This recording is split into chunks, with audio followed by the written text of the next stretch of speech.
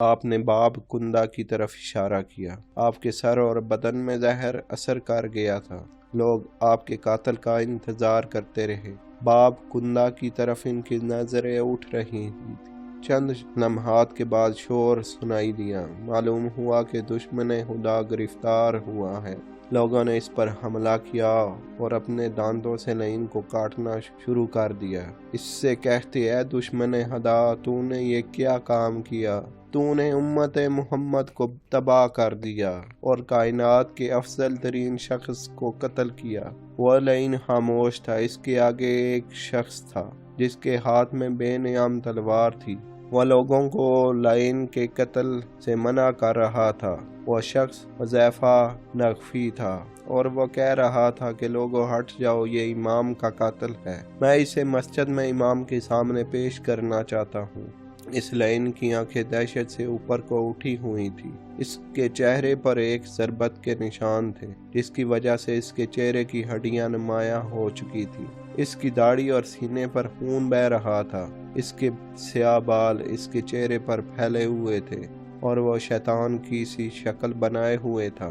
جب اس کو امام کے سامنے پیش کیا، امام حسن مجتبی نے اس سے فرمایا، تجھ پر ہلاکت ہو اے لعین، اے دشمن خدا، تجھ پر لعنت ہو۔ تو نے امیر المومنین کو قتل کیا ہے اور پورے امت اسلامیہ کو تو نے یتیم بنایا۔ امیر المومنین نے تجھے پناہ دی تھی اور دوسرا پر تجھے فضیلت دی تھی۔ کیا اس نیکی کا بدلہ یہی ہے جو تو نے ہمیں دیا ہے؟ وہ لعین خاموش رہا اور اس کے آنسو بہتے رہے۔ پھر کچھ لمحات کے بعد اس نے امام حسن سے کہا، اے ابو محمد، کیا آپ کسی دوزخ جانے والے کو چھڑا سکتے ہیں؟ اس کے بعد امام حذیفہ کی طرف متوجہ ہوئے جو اسے گرفتار کر کے لایا تھا۔ آپ نے اس سے فرمایا، تم نے اسے گرفتار کیا؟ حذیفہ نے کہا، میں اپنے گھر میں سویا تھا۔ میری بیوی نے مجھے بیدار کیا اور کہا، اٹھو، تیرا امام شہید ہو گیا ہے۔ میں گھبرا کر اٹھا، تیرے منہ میں خاک ہو، تو یہ کیا کہہ رہی ہے؟ تو نے کہیں شیطان کی آواز نہ سنی ہو؟ امیر المومنین نے آج تک کسی پر ظلم نہیں کیا، بھلا انہیں کوئی کیوں قتل کرے گا؟ امیر المومنین شیر خدا ہے، بھلا انہیں کون قتل کر سکتا ہے؟ امام حسن علیہ السلام نے کہا، خدا کا شکر جس نے اپنی ولی کی مدد کی اور اپنے دشمن کو مغلوب کیا۔ جب امام علی علیہ السلام نے اپنے قاتل کو رسیوں میں جکڑے ہوئے اور اس کے ساتھ تلوار گردن میں لٹکے ہوئے دیکھا، امام علی علیہ السلام نے بڑی شفقت سے فرمایا، اے شخص، تو نے بہت بڑا ظلم کیا، تو امر عظیم کا مرتکب ہوا۔ کیا میں تیرا برا امام تھا کہ تو نے مجھے اس کا یہ بدلہ دیا ہے؟ کیا میں تجھ پر شفقت نہیں کرتا تھا؟ کیا میں نے تجھے اوروں پر برتری نہیں دی تھی؟